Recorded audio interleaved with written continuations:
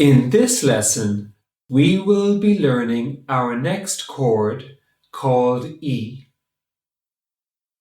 To play the chord E, we put our second finger in the 4th fret on the 1st string, which is the G string.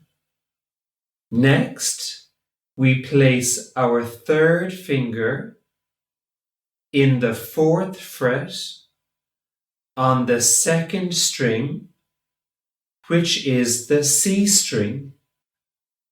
Then we place our 4th finger in the 4th fret on the 3rd string, which is the E string. And finally, we place our 1st finger in the 2nd fret on the 4th string, which is the A string.